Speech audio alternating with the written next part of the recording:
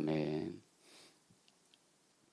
지난주에 저희는 이집트 왕 바로의 마지막 끔찍한 명령까지 나누고 함께 말씀을 마쳤습니다. 이것저것 해보다 다 안 되니까 최후의 방법으로 이집트 왕 바로가 태어나는 남자아이들을 다 나일강에 던져서 버려라 라는 무시무시한 명령으로 1장을 마쳤습니다. 2장에는 그것에 이어지는 이야기가 계속 진행이 되는데 특별히 모세가 등장합니다. 모세는 이스라엘의 역사 또 우리 믿음의 역사 가운데 빼놓을 수 없는 그런 사람이에요. 오늘 2장 1절 말씀을 보면 레위 지파의 한 여인과 한 남자가 만나서 아이를 낳았다라고 기록을 하고 있습니다. 아이를 낳았으면 기뻐야 됐을 텐데 여러분 그 당시의 상황을 생각해 보십시오. 아이를 갖는 순간, 아이를 해산하는 그 순간, 아이를 손에 받아들고 기뻐해야 되는 그 순간이 그 가족들에게는 고통과 절망의 순간이었습니다. 모세를 낳자마자 그 핏덩이 아이를 품에 안고 벌써 그 부모들은 생각했을 것입니다. 이 아이를 어떻게 할 것인가. 2절 말씀에 보니까 그 아이의 용모가 준수해서 죽이지 않기로 했다라고 기록이 되어 있습니다. 오해하지 마십시오. 모세가 잘생겼다라는 뜻 아닙니다. 자기 자식이 잘생기지 않고 귀하게 보이지 않는 부모가 어디 있겠습니까?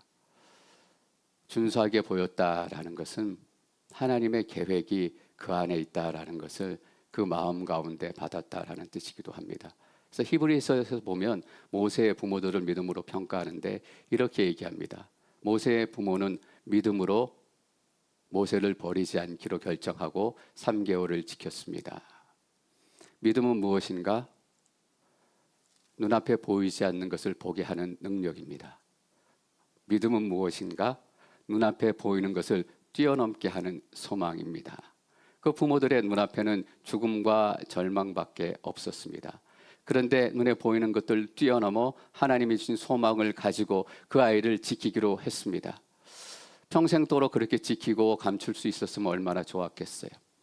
고작 해야 그 시간이 3개월이었습니다. 우리가 아이들을 키워봤으니까 충분히 이해가 되죠.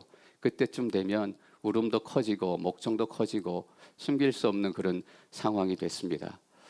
그래서 그 아이를 강에 버리기로 결단을 했습니다. 3절 말씀 함께 읽습니다. 3절 시작. 그러나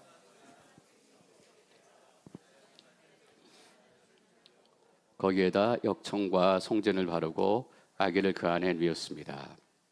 그리고 갈대 상자를 나일 강둑에 따라 나 있는 갈대 사이에 두었습니다. 갈대 상자라는 단어가 나옵니다. 우리가 너무나 잘 알고 있는 단어예요. 그래서 여기서 상자라는 말, 테바라는 히브리 단어인데 성경에서 딱 2번 쓰이고 있습니다. 출애굽기 1번 쓰이고 창세기에 노아의 홍수 때 쓰여지고 있습니다. 다시 말하면 갈대 상자는 갈대 방주를 얘기하는 것입니다. 모세의 의도가 짐작이 갑니다. 왜 같은 단어를 써서 다른 단어로 상자를 표현할 수도 있었을 텐데 방주라는 단어를 같이 사용해서 이 갈대 상자라고 표현을 했을까? 우리는 잘 모르지만 히브리인들은 읽자마자 알았을 것입니다. 갈대 상자, 이 상자는 하나님의 방주이구나. 이 사건은 하나님의 사건이구나. 사랑하는 성도 여러분, 노아의 홍수는 기후변화로 나타난 사건이 아닙니다. 그것처럼 이 갈대 상자의 사건은 요셉을 모르는 이집트 왕이 우연히 일어나서 또 정권이 바뀌었기 때문에 그래서 일어난 사건이 아니다라는 것을 이 독자들이 알기를 원했던 거예요. 노아의 방주에 그랬던 것처럼 이 작은 갈대 상자 안에도 하나님의 놀라운 구원의 계획, 놀라운 구원의 시작이 있다라는 것을 이 출애굽기를 읽는 사람들마다 깨닫기를 원했던 거예요. 우리 인생이 갈대 상자 안에 들어가 있습니다. 노아의 방주도 그렇고 갈대 상자도 그렇고 쉽게 말하면 네모난 박스예요. 운전대도 없고 엔진도 없고 조정할 수 있는 것이 아무것도 없어요. 물이 가면 가는 대로, 파도가 치면 치는 대로, 강물이 흐르면 흐르는 대로 아무데나 막 흘러갈 수 있어요. 여러분 잘 기억하십시오. 모세의 갈대 상자는 강물에 던져졌다고 해서 아무렇게나 가지 않았습니다. 강물에 버려졌다고 해서 되는 대로 가지 않았어요. 왜냐하면 그 갈대 상자 뒤에는 하나님이 있기 때문입니다. 노아의 방주 뒤에는 하나님이 있기 때문이에요. 우리의 인생이 버려진 작은 상자처럼 그냥 이 세상의 시간이 흘러가는 대로 막 흘러갈 것 같아요. 그러나 그렇지 않습니다. 우리의 인생은 절대로 막 흘러가지 않아요. 왜냐하면 하나님께서 우리의 인생을 붙들고 계시고 우리는 하나님의 갈대 상자 안에 보호되어 있는 사람들이기 때문입니다. 그래서 여러분들 이런 말 하지 마십시오. 내 인생 끝났다. 내 인생 여기서 끝이다. 아닙니다. 그 뒤에 하나님이 계시는 거예요. 근데 여기서 재미있는 표현이 하나가 더 있습니다. 상자라는 말을 통해서 창세기를 기억하게 했는데 이 역청, 거기에다 역청과 송진을 바르고 노아의 방주에도 역청을 발랐습니다. 근데 이 역청이 1장에서 똑같은 단어가 사용된 적이 있습니다. 1장 14절 말씀을 제가 읽어볼게요. 이집트 사람들은 이스라엘 민족에게 회반죽과 벽돌 굽기와 온갖 바젤 등의 고된 노동을 시켜 그들의 삶을 고달프게 만들었습니다. 이렇듯 이집트 사람들이 시키는 일은 모두 혹독하기 짝이 없었습니다. 히브리 사람들을 고생하고 병들게 하고 아프게 하고 어떻게 하면 죽여버리기 위해서 노동을 시켰어요. 회반죽과 벽돌 굽기를 시켰어요. 여기서 회반죽이 역청이라고 하는 단어와 똑같습니다. 이게 하나님 나라의 아이러니예요. 바로는 이스라엘 백성들을 고생시키고 중노동시키고 혹사시키기 위해서 회반죽을 그들에게 주어서 벽돌을 굽게 만들었습니다. 근데 놀라운 일이죠. 바로가 세웠던 그 계략이 이제는 하나님의 구원의 역사로 바뀌어서 갈대 상자에 물이 들어오지 않고 모세의 인생을 보호하는 역청으로 변화된 것입니다. 바로가 너무나 많은 계략을 꾸몄어요. 이 일을 해도 안 되고 저 일을 해도 안 되고 이상하죠. 바울이 했던 계획, 바울이 하는 모든 일들은 이루어져야 되는 것이 맞습니다. 바울은 그 세상의 권력의 중심이고 힘의 중심이고 바로가 한 말은 신의 말이었고 신의 계시였습니다. 당연히 이루어지고 성취되어져야 하는데 이상한 일들이 자꾸 나타나요. 바로의 계획들이 자꾸 무너지고 무산되기 시작하는 것입니다. 여러분 인생에 이상한 일들이 일어나고 있지 않습니까? 그래도 어쩌면 하나님이 계실지 모릅니다. 내가 무너졌어야 벌써 맞는 것인데, 내가 기도하지 못해야 되는 것인데, 내가 예배드리지 못해야 되는 상황인데, 내가 예배하고 내가 기도하고 내가 하나님 말씀 앞에 나와 있다면 우리 인생 가운데 하나님의 이상한 일들이 벌어지고 있는 거예요. 저는 여러분들의 영적인 눈이 열려서 여러분 가운데 있는 이상한 일들이 이상한 일로 남아있는 것이 아니라 모세의 방주 뒤에 있었고 노아의 방주 뒤에 있었던 하나님의 거룩하신 놀라운 구원의 손길을 바라보는 축복이 있기를 원합니다. 그러니까 우리 인생을 함부로 예단해서는 안 돼요. 망했다고 섣불리 결론을 내려서도 안 됩니다. 노아의 방주를 짓는데 100년이 넘게 걸렸다고 합니다. 갈대 상자를 짓는 데는 얼마나 걸렸을까? 일주일, 한 달, 석 달? 맞아요. 노아가 짓는데 100년 걸렸어요. 그리고 모세의 부모가 손으로 짓는 데는 일주일, 한 달이 걸렸을지 모르겠어요. 저는 이 시간을 얘기하고 있는 것이 아니에요. 노아의 방주가 끝났을 시점, 벌써부터 그 시기부터 하나님께서는 갈대 상자, 갈대 방주를 기억하셨을지 모르겠어요. 아브라함이 갈대아 우르를 떠나는 그 시점부터, 야곱의 가족이 배가 고파서 이집트로 이민 오던 그 시점부터 이집트에 요셉을 모르는 새로운 왕이 일어섰던 그 순간부터 하나님 마음에는 갈대 상자가 벌써 들어와 있었을 것입니다. 이미 오래전부터. 저는 단순히 시간 얘기를 하고 싶은 것이 아닙니다. 그때 하나님의 마음이 어땠을까? 노아의 방주가 지나고 다시는 이 땅 가운데 어려움과 악함과 심판이 없어져야 되는데 갈수록 세상은 악해지고 바벨론 사건이 나타났을 때 하나님께서 각각 다른 언어를 주셨습니다. 그리고 그들을 온 땅 가운데 흩으셨어요. 그때 하나님의 마음이 얼마나 아프시고 안타까우셨을까? 아브라함이 가나안 땅에 와서 넘어지고 쓰러지고 실수할 때마다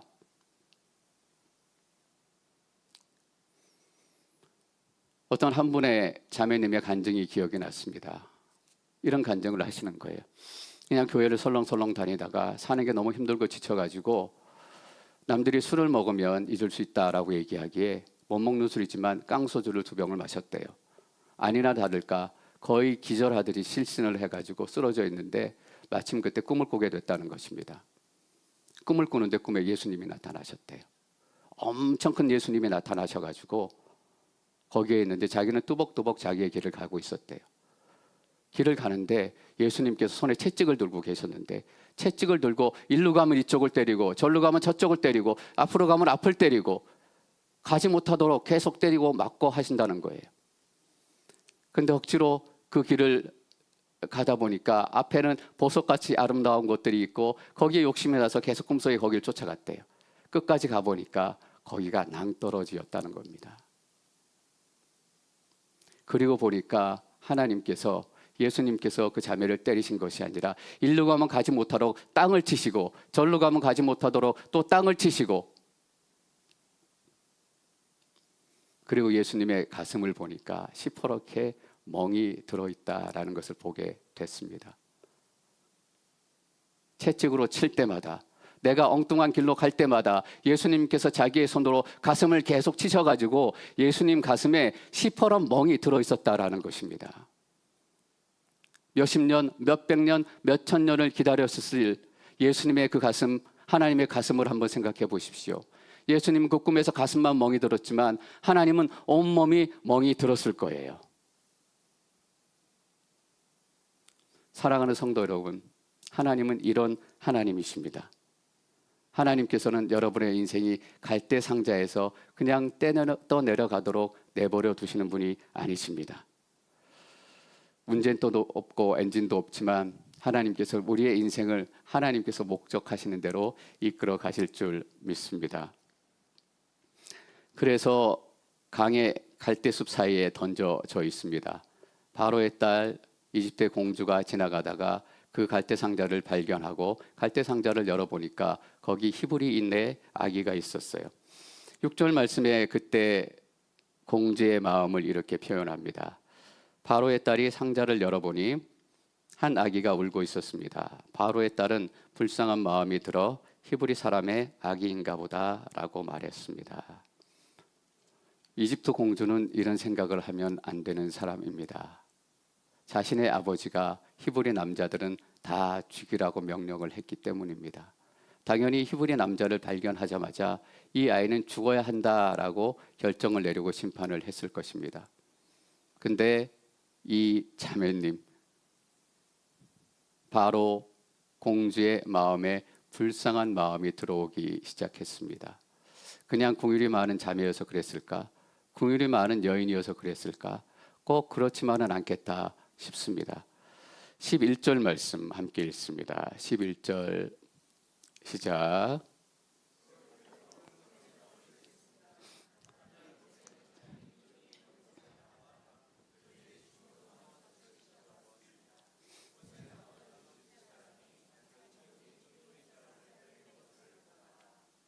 예, 10절 말씀을 다시 한번 읽겠습니다. 10절 시작. 아이가 어느 정도 자라자 그녀는 아이를 바로의 딸에게 데려다 주었고 아이는 그의 아들이 됐습니다. 바로의 딸은 내가 그를 물에서 건졌다라고 하며 이름을 모세라고 지어 주었습니다. 유모한테 맡겨서 한 3살쯤 됐을 겁니다. 모세가 궁전으로 들어오자 그 아이를 받아 들고 이렇게 얘기했다는 것입니다. 내가 그를 물에서 건졌다. 이 문장의 문법적인 주인, 기술적인 주어는 바로의 딸 공주입니다. 공주가 내가 그를 물에서 건졌다라고 얘기해요. 근데 우리는 압니다. 여기서 진짜 주어, 진짜 주인이 누구이신지.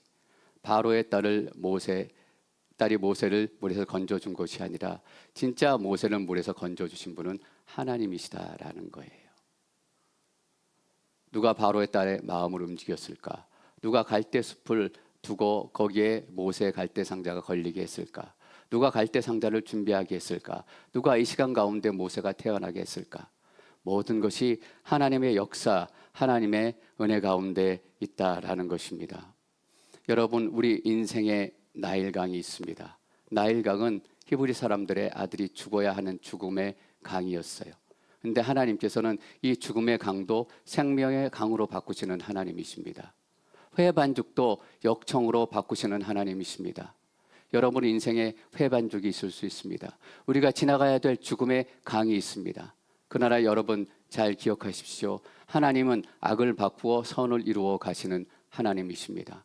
우리가 이 땅을 보면서 절망해요. 어떻게 이 땅에 악이 이렇게 관연할까? 어떻게 이 땅이 이렇게 쉽게 무너질 수 있을까?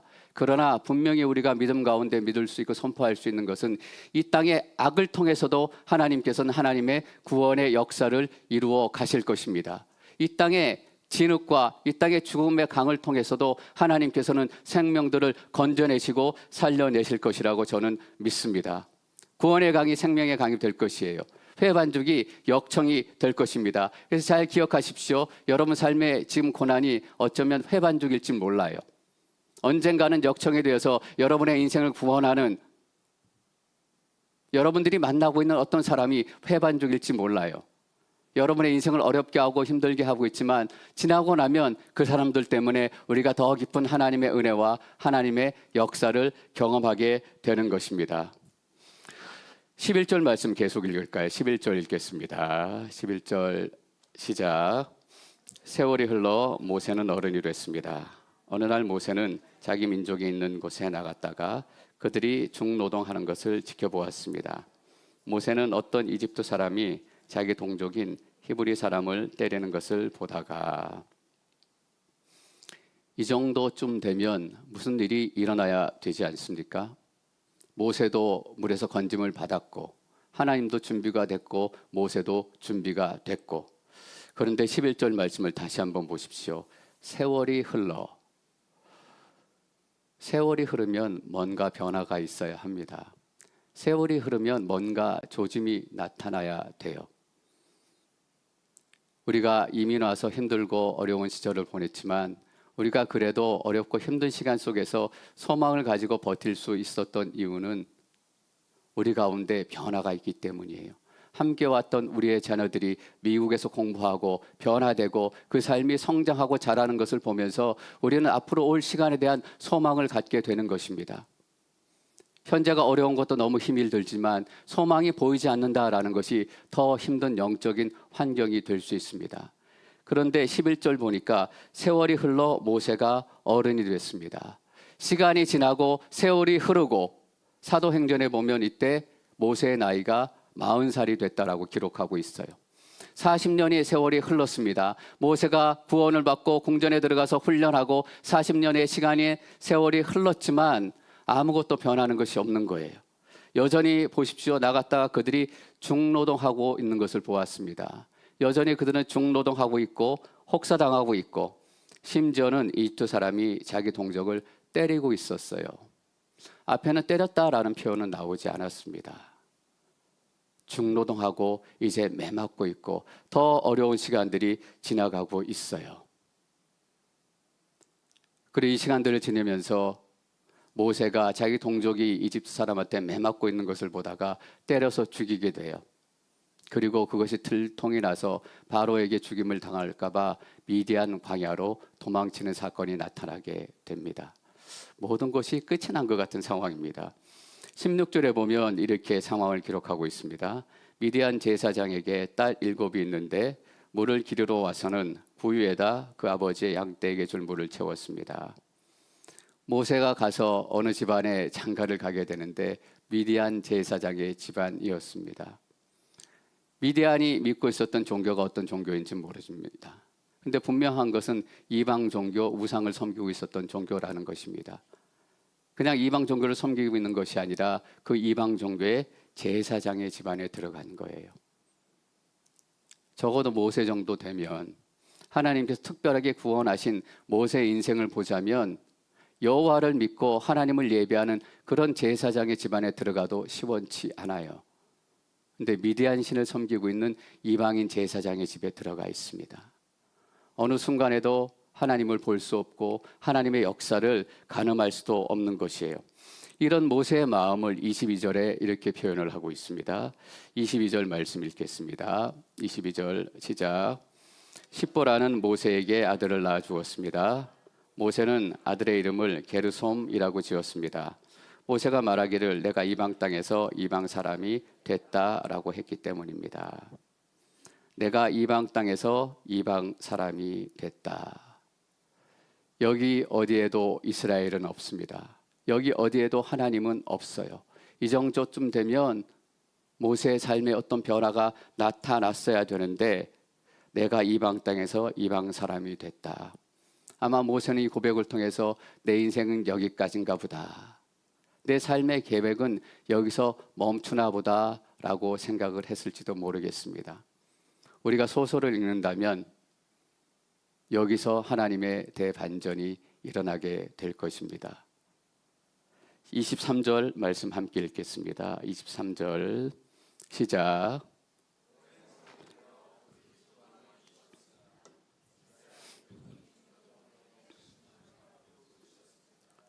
그러자 이스라엘 민족의 울부짖는 소리가 하나님께 이르렀습니다. 세월이 흐르고 또 세월이 흐르고 오랜 세월이 흘렀습니다. 사실 이 장에서 가장 우리를 낙심케 하는 대목이 바로 23절의 이 말씀입니다.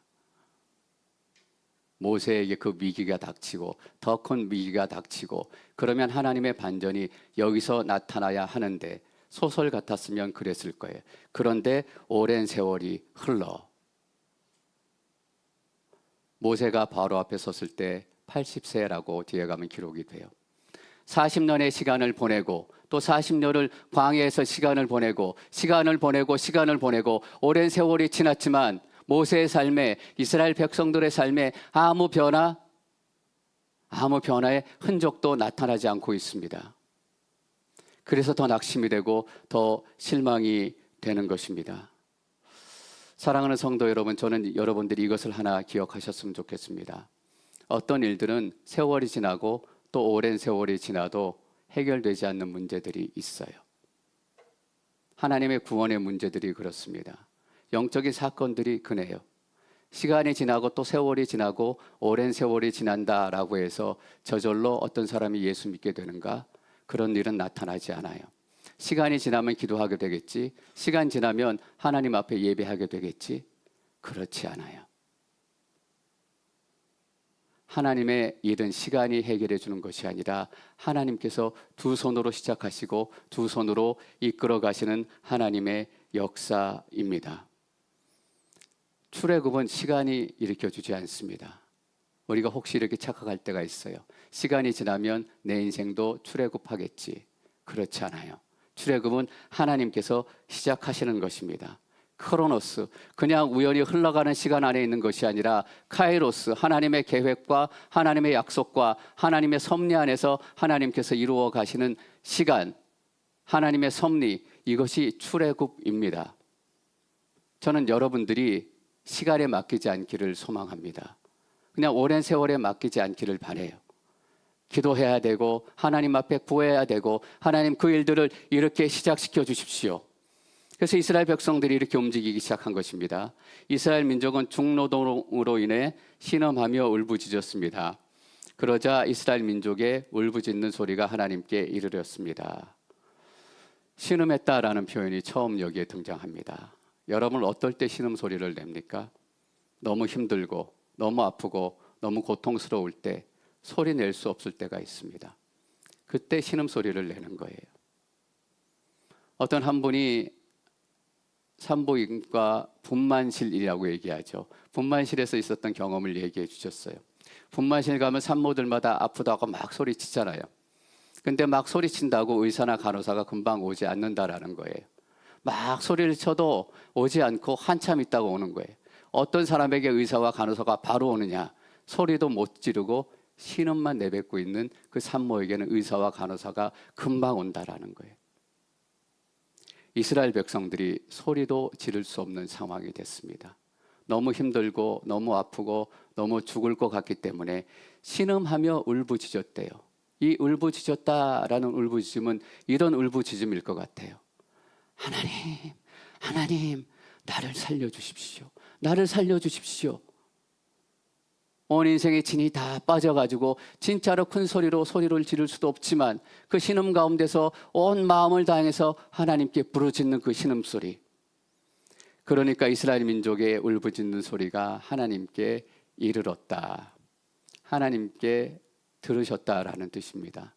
사랑하는 성도 여러분, 하나님께서는 들으시는 하나님이십니다. 전 여러분들이 그 하나님을 만나시기를 축원합니다. 하나님한테 구하시고 하나님한테 말하시고 하나님 앞에서 신음소리를 내십시오. 그럼 하나님께서 반드시 들으실 것입니다. 25절 말씀 계속 읽겠습니다. 25절 시작. 하나님께서는 이스라엘 백성들을 보시고 그들에게 관심을 기울이셨습니다.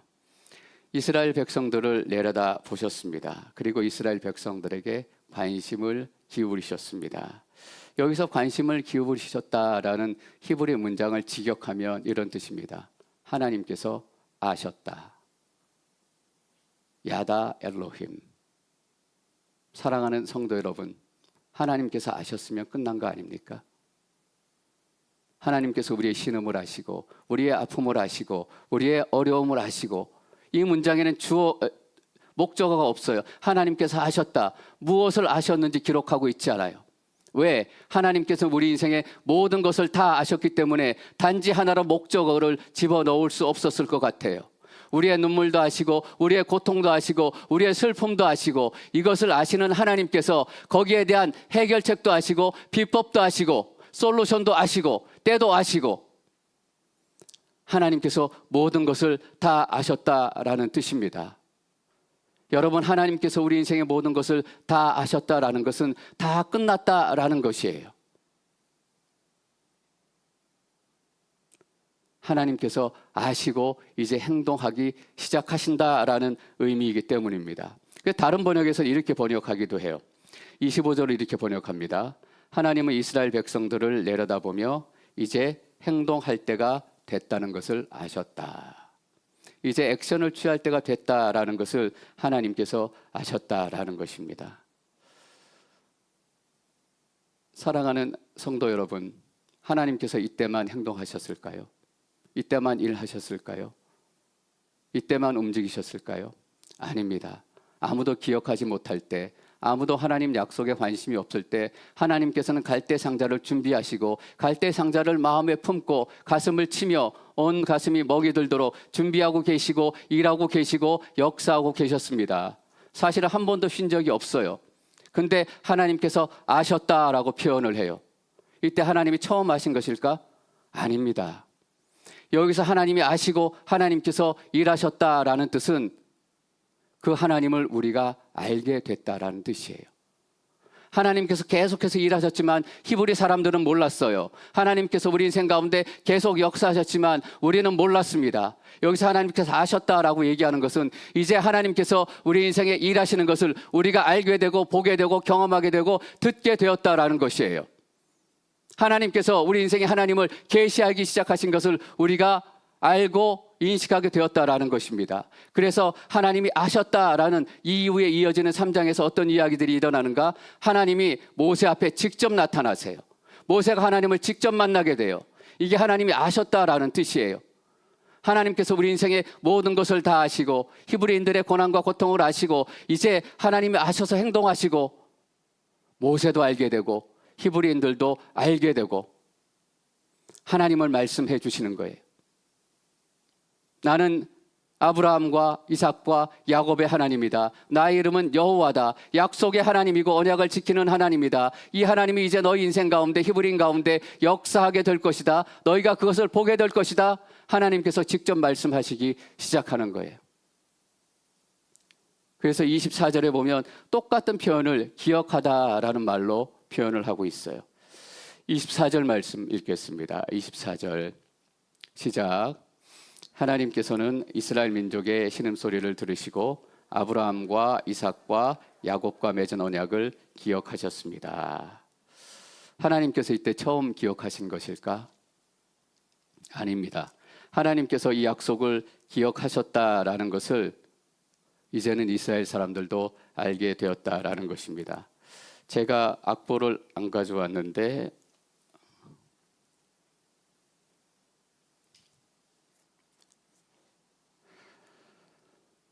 저희가 가사를 띄워주셔서 감사합니다. 악보를 제가 깜짝 놓고 왔습니다.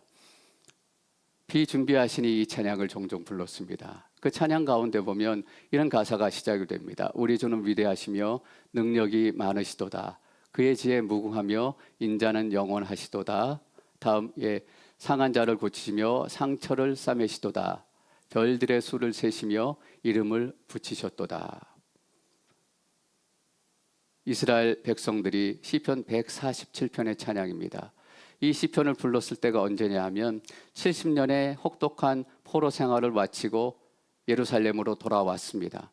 우리가 다시 한번 하나님의 성전을 맞이할 수 있을까? 하나님의 성전에 들어가서 하나님을 예배할 수 있을까? 모든 소망이 다 사라졌을 때 하나님께서 이스라엘 백성들을 예루살렘으로 부르셔서 성전을 새롭게 세우셨어요. 그리고 이스라엘 백성이 그 성전에 들어가서 그렇게 열망하고 소망하던 예배를 드리기 시작한 것입니다. 하나님의 성전에서 이스라엘 백성들이 다시 예배하기 시작하면서 감격과 감사의 찬양으로 올려드리는 거예요. 하나님께서 열방에 흩어져 있던 히브리인들, 상한 자들을 고치시고 상처를 싸매시며 우리를 다시 예배하게 만드셨다. 그리고 하나님께서는 별들의 수를 세시며 그 별들에게 이름을 붙이셨다라고 얘기합니다. 여러분, 왜 하나님께서 별들의 수를 세셨다라고 노래했을까요? 하나님께서 아브라함을 밖으로 부르셨습니다. 그리고 이렇게 하나님의 약속을 주셨어요. 하늘의 저 많은 별들을 바라보라. 저 땅의 많은 바다 모래들을 기억하라. 하늘의 별처럼 바다의 모래처럼 내가 수많은 자손들을 너에게 허락할 것이고 그 자손들을 통해서 이 땅의 축복과 구원을 받게 될 것이다. 성령을 경험하게 될 것이고 성령의 역사를 경험하게 될 것이고 이 땅에 하나님의 구원으로 편만하게 될 것이다. 그 약속을 주실 때 하늘의 별들을 바라보며 약속하셨습니다. 하나님께서 별들의 수를 세시며, 왜 별들의 수를 세시는 것일까? 하나님께서 이 약속을 잊지 않고 기억하시는 것을 이스라엘 백성들이 알았어요. 하나님께서 이 약속을 기억하시는 것을 이스라엘 백성들이 깨닫게 됐어요. 그래서 하나님께서 별들의 수를 세실 뿐만 아니라 이름을 붙이셨구나. 별들에게만 이름을 붙이셨을까요? 저 바다의 그 많은 바다의 모래들에게도 하나님께서 이름을 붙이셨을 거예요. 사랑하는 성도 여러분, 하나님께서는 하늘의 별들의 수를 세시는 하나님이십니다. 하나님의 약속을 절대 잊지 않는 하나님이세요. 이제 출애굽기 상장부터 하나님께서 그 하나님이 어떤 분인지 본격적으로 이스라엘 속에 나타나셔서 계시하시기 시작하십니다. 우리는 모세가 만났던 그 하나님을